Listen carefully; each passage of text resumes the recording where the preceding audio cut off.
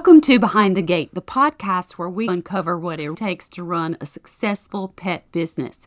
From real challenges to smart solutions, we're bringing you honest conversations with the people shaping the pet industry today.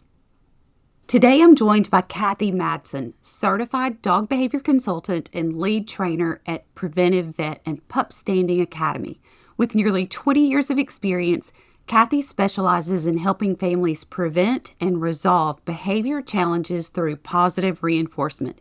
Cathy's work centers on building confidence, consistency, and connection between dogs and their people. Why don't we get started with you introducing yourself and share a little bit about the work that you do with Preventive Vet and Pup Standing That's right. Academy? So Preventive Vet, maybe 7 years ago, almost 7 years ago, started working just as a content writer for them as an expert on dog training and behavior.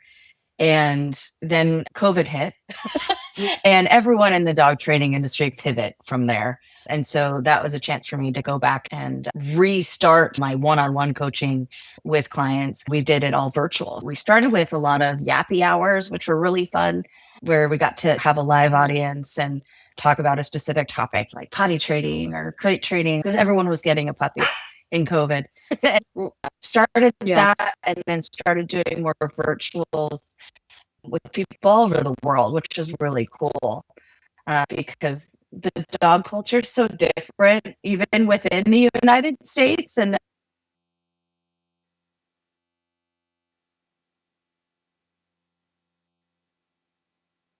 people all over the world. It was really fun. And it really helped me grow my skill set with technology, especially bringing that in, but also just dealing with different kind of issues with people all over the world, because people in Europe aren't facing the same kind of things we're maybe facing here, just because the lifestyle is different. So you've been training since 2008.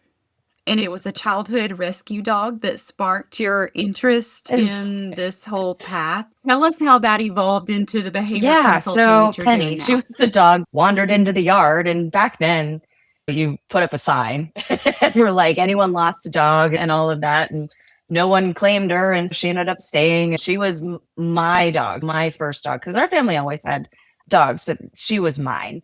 I grew up with her, and she was a cranky old lady. She put up with a lot. When she came to your house? Adult, 1 or 2 years old or so, I think. So she put up with a lot from me. I made my parents set up the old camcorder, a big video recorder, so I could see what she did when we left the house.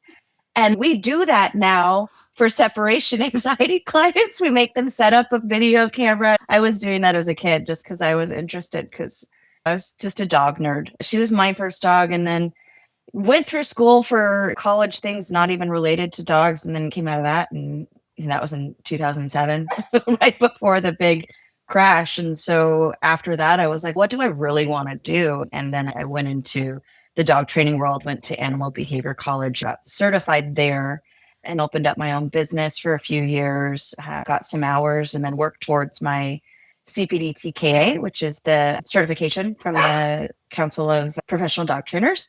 All trainers have a dog that, like, the problem dog.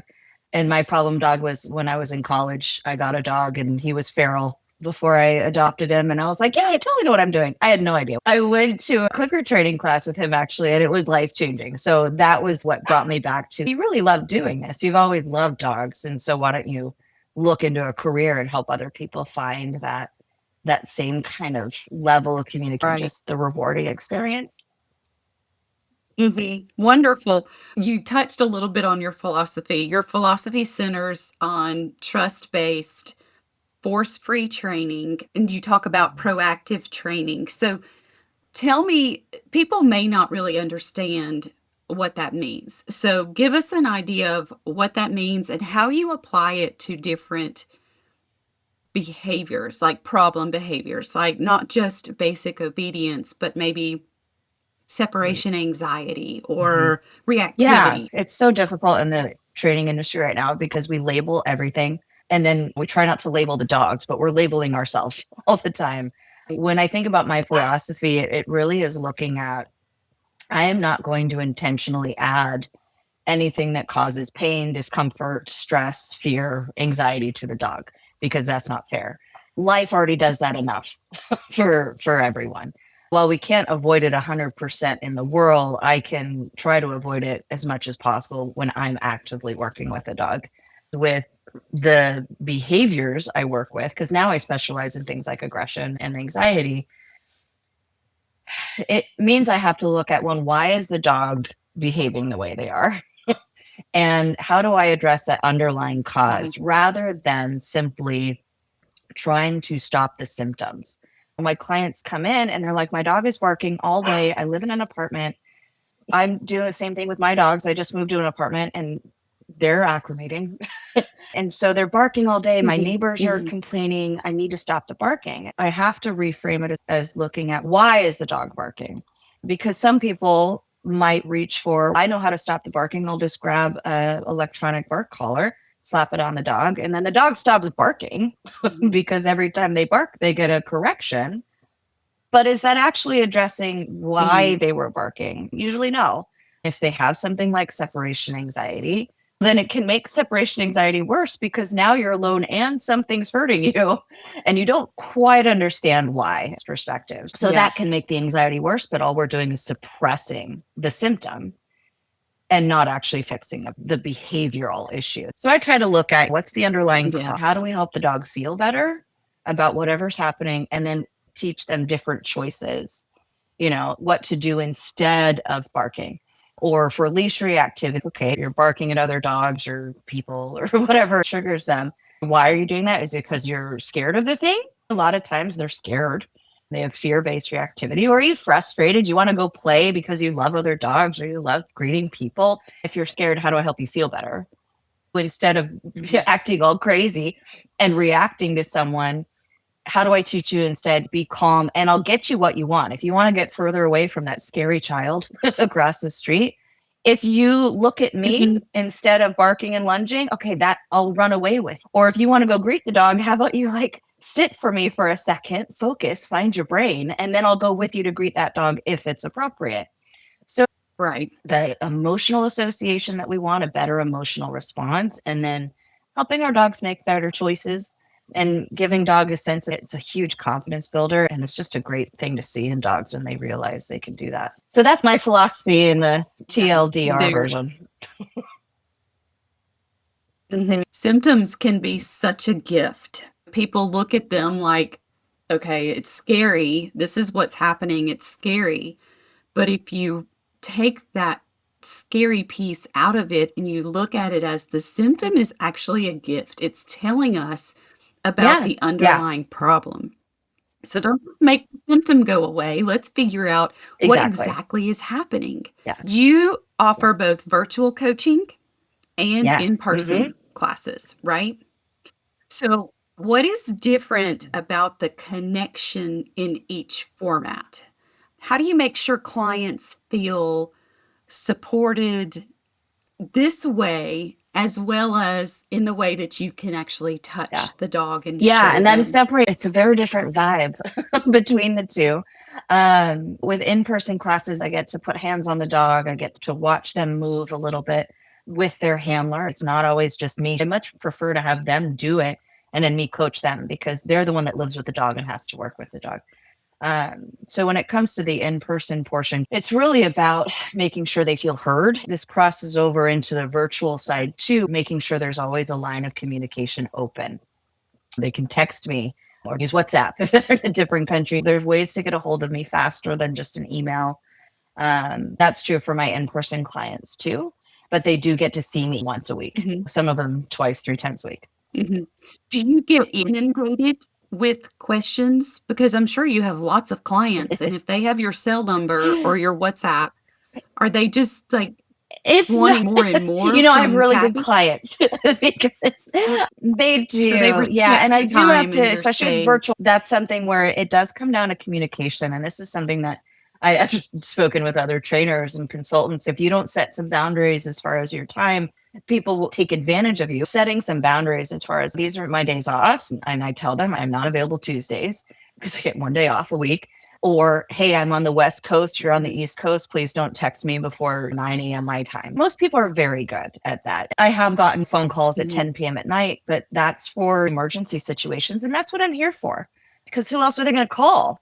Yeah. So do they pay you extra to have that kind of access, one-on-one connection, or does that go with your package? Yeah. And there's many ways of doing that. I've heard of people doing it where you charge extra, things like that, or it's like a subscription. But for me, it's just built into the package. Depending on what they sign up for at the beginning, that can determine how long they have that access. I've never been like, oh, it's past your 4 weeks, can't answer. People aren't really abusing the system. But it's definitely something that as I've built more in-person clients, because during COVID, it was all virtual, and then it started to build the in-person again. That's something where I still start to use things like Google Docs. So there are behavior logs that we have with clients where they can go in there every day, twice a day, however many times they want, write updates on things, put questions, and then I check them every workday morning. What are your questions? So that's another way that's not as instant, but still keeps that line of communication open. And then it also gives us a history and a diary of, okay, what was your behavior score today? Is it getting worse? Is it getting better? Let's look at the trends. And so that's really important for the behavior modification plan as well, beyond just the communication and access that the clients feel that they have. That you really touched on my next question, which was in between your sessions, how do you keep them consistent? When life gets all crazy and everybody's all stressed out, how do you make sure they stay on task and they're ready to build upon the next lesson? You don't want to have remedial lessons all the time. You always want to build on what you learned the last lesson. It's hard because everyone has a life and jobs and kids and things to do. And so dog training often, unless it's one of those huge aggression cases where it's a safety issue and on their mind every day, sometimes it just gets deprioritized. And so the behavior log is one of those things. They have access to that. And that's a way to help them keep track. I also have some automated, so I love automation for my emails, automated follow-up of, okay, a week after we met, an automated email goes out going, how just want to check in, shoot me an email or use your behavior log. So it's just a way to remind them.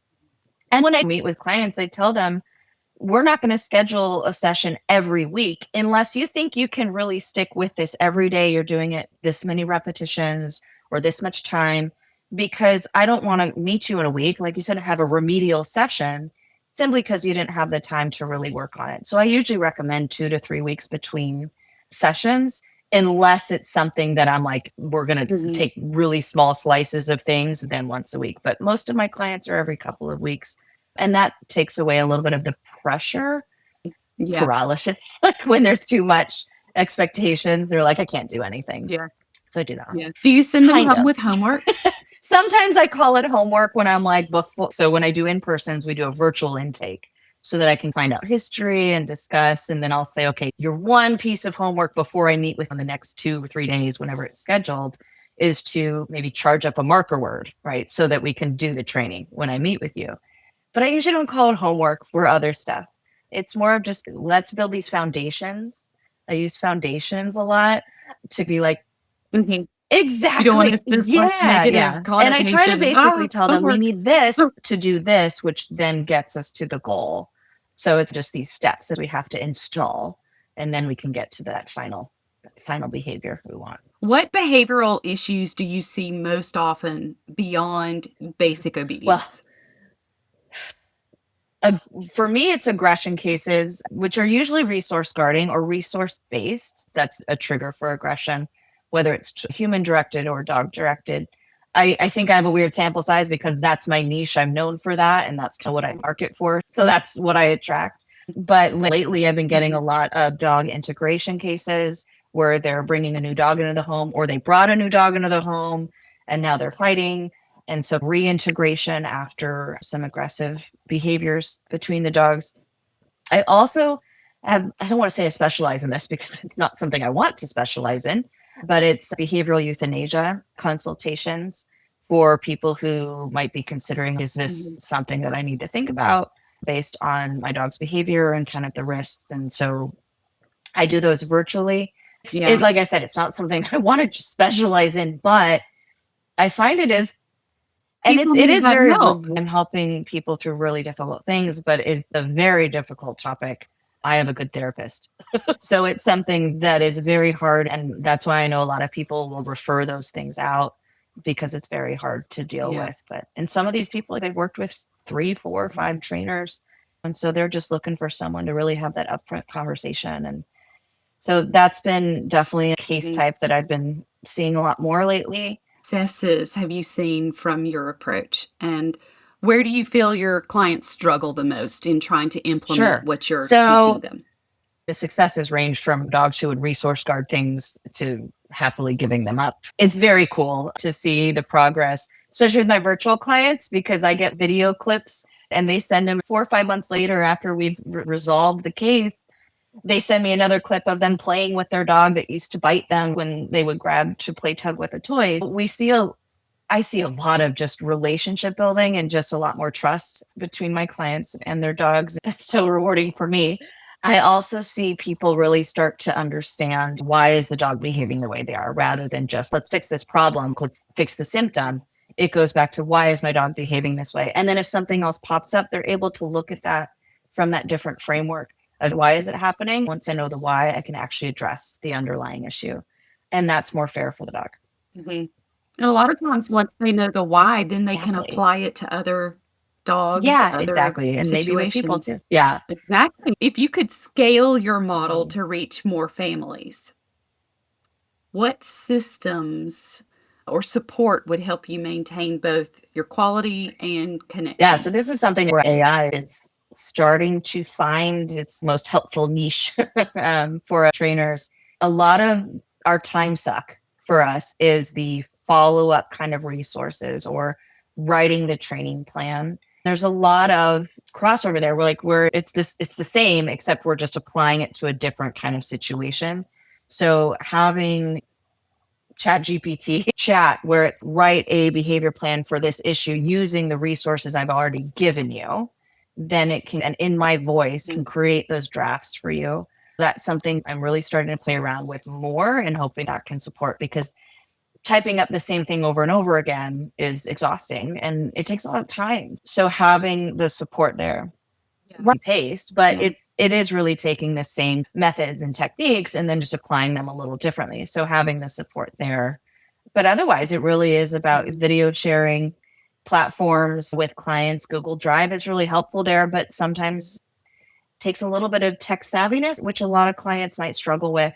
And so that's where, okay, can you just text me the video?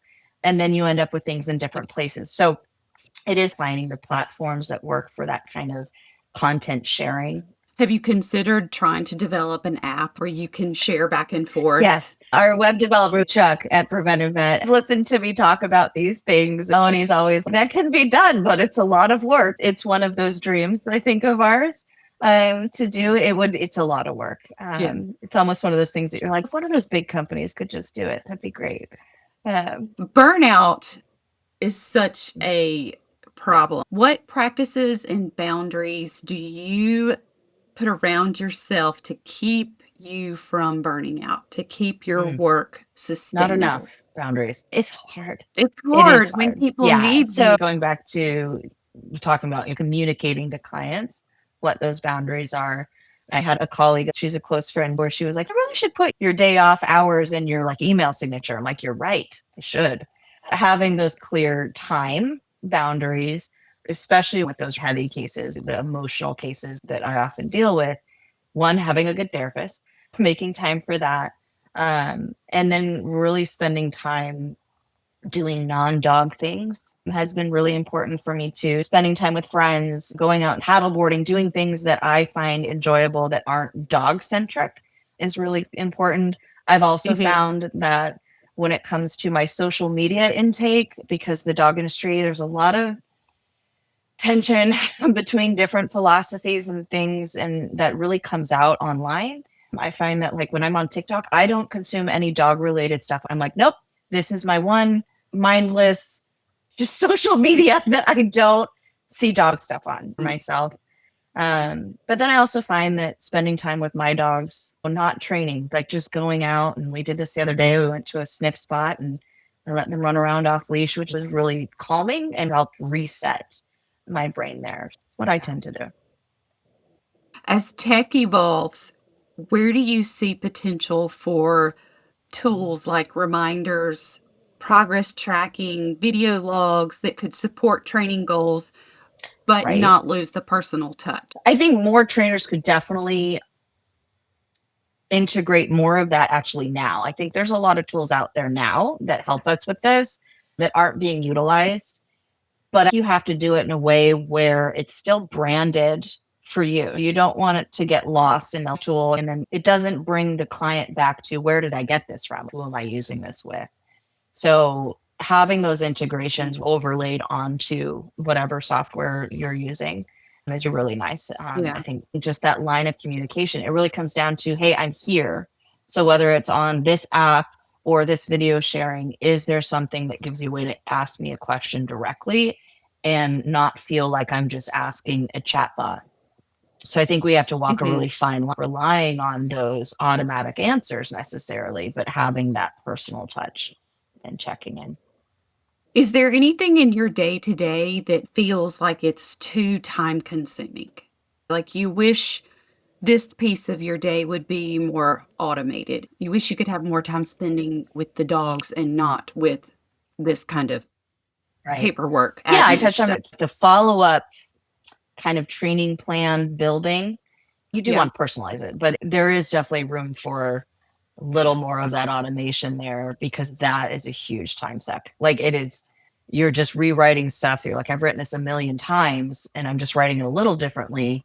So having a way to take little bits and pieces and build training plans and then personalize it. So having a draft to start with would be amazing. That would be my biggest time saver. Do you use an AI tool that will record your lessons or your sessions with your clients and then generate some kind of So I overview started for using, them? so I use Calendly for my scheduling. A great AI note taker, actually. And so I've actually started sharing that because they have a nice little share recap kind of option where it includes the videos, included the videos. I used to record them on Zoom and then upload them to YouTube. And that was just a lot of work. And having them automatically do that has been really nice. Plus, it has the notes. I still go through those notes and edit as needed, but then I include my kind of training plan next steps above the notes. A few clients have been like, actually, that's really nice because my partner couldn't make the session and they could just read through those, even if they didn't want to watch the whole video. They could go through those notes and see what we talked about. So that's been really helpful. And I'm starting to use that more for sure. I think when you meet with clients, a lot of times they only take in about 20% of what you're teaching them. So with those notes, it's invaluable. That's something too. I've had to be better about not giving people too many things to do every time we meet. I think trainers feel pressured to be like, here's everything. Let's fix your problem. And I'm like, that's great, except they're not going to do that. So let's go back. Okay, I met with a client and I'm going to give you 3 things and that's all you're going to work on. And he was like, that's it. And I'm like, that's it. And I know that feels like not a lot, but it will feel like a lot when you're actually trying to do it this week. Yes. We used to have people write on the board everything that they wanted to cover. It would be a list of 30 things. And we're like, okay, let's pick your top 3 because there is no way we're going to put this. I know it's only here for an hour. Do you do lessons in people's homes or do they come both? to I you, do them. Most of my in-person work is in their home, or sometimes we will meet at a dog-friendly location. They're like, my dog does this issue, but not at home. It's only here. Let's go there. But I've also had people come in I teach classes at Seattle Humane, and sometimes people just come in there for one-on-ones. Just depends on what we're wanting to work on. Yeah. Questions. Is there anything you were hoping we would touch on that you want to expand on a little bit? I think we covered a lot of tech stuff. I think we're headed in the right direction when it comes to the tech tools that we're using. It's really nice to. I agree. We have to somehow have the tech part and the heart part combined. That's the tough part, but I think we're getting there. Yeah. Thank Cute. you for chatting with me today. If somebody wants to learn more Yeah, so about they you, can go where should to they go? preventivevet.com or pupstandingacademy.com. Either or, I'm all over. But they can reach out to me there. I offer complimentary 15-minute phone consults if anyone has any questions about their dog. Or I also offer mentorships to other trainers and consultants. Always happy to connect. I think in our industry, it's really important to build more community. I'm lucky here in the Pacific Northwest. We have an amazing network of trainers. We're all on a Facebook group together. We refer cases and it's amazing. And then I hear from people on the East Coast trainers and they're like, that's crazy. You're talking your competition. And I'm like, what? No, it's We all exactly. have a Yeah. We common are goal. lucky too. There's more dogs than kids here. So there's enough business to go around. It's been really fulfilling to build relationships with those people. I really enjoy meeting trainers all over the country and seeing them at conferences. If trainers are interested, they can reach out and we can chat. Perfect. Thank you. It was Thank great you. to